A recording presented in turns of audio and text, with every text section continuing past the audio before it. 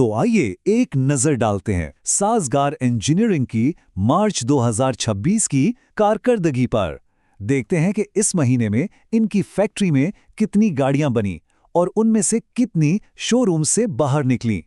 क्या ये एक कामयाब महीना था?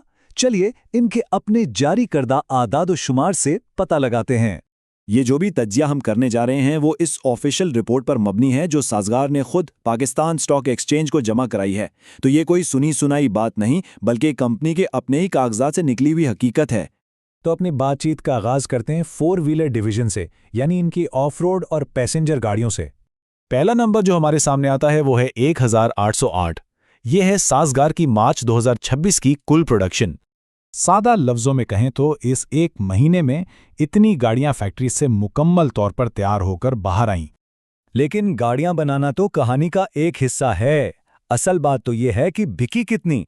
तो कंपनी ने इसी महीने में 1734 गाड़ियां बेची हैं। अब जब हम इन दोनों आदाद को साथ रखते हैं तो एक दिलचस्प चीज सामने आती है।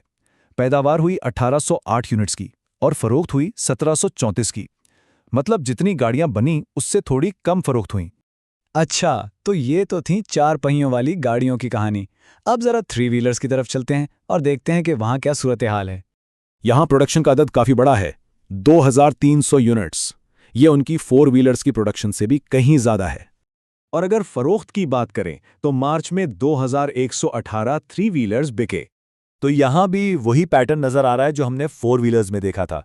पैदावार फरोख्त से थोड़ी आगे है। चलें अब इन सब टुकड़ों को जोड़ते हैं और देखते हैं कि मार्च में साजगार की मजमूई तस्वीर क्या बनती है। तो कुल मिलाकर साजगार ने मार्च में 4108 गाड़ियां बनाई और उनमें से 3893 फरोख्त कर दीं। यहां भी पैदावार का पड़ा भारी रहा। अब ये जो फर्क है ना बनी हुई और बिकी हुई गाड़ियों के बीच, इसे कहते हैं इन्वेंट्री। इसे ऐसे समझें कि जैसे एक बेकरी वाला दिन में 100 रोटियां बनाए और शाम तक 90 बिक जाएं, तो वो जो 10 रोटियां बच गईं वो उसकी इन्वेंट्री है। तो असल बात क्या है? मार्च 2026 के आखिर तक साजगार की इन्वेंट्री में 215 गाड़ियों का इजाफा हुआ। ये वो गाड़ियां हैं जो बन तो गईं लेकिन अभी ग्राहक का इंतजार कर रही हैं। तो इन तमाम आदाद-ओ-शुमार का आखिर मतलब क्या है? ये एक महीने की कारकर्दगी हमें क्या इशारा दे रही है? आइए इस एक महीने की रिपोर्ट से कुछ अहम बातें अख्ज़ करने की कोशिश करते हैं। तो खुलासा ये है, पहली बात, मार्च साजगार के लिए प्रोडक्शन के लिहाज से एक बहुत मसरूफ महीना था।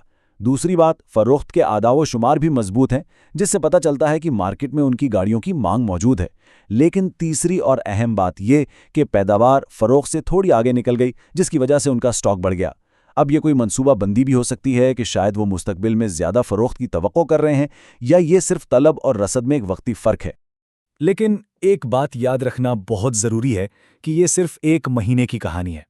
इस एक महीने के डेटा से हम कोई हतमी नतीजा नहीं निकाल सकते। ये एक बड़ी तस्वीर का सिर्फ एक छोटा सा हिस्सा है। और ये हमें एक बड़े सवाल पर छोड़ जाता है, क्या पैदावार की ये तेज़ रफ्तानी बरकरार रहेगी? और अगर ऐसा है तो क्या फरोख्त भी इसका साथ दे पाएगी? इसका जवाब तो हमें आने वाले महीनों के आदाद-ओ-शुमार ही देंगे।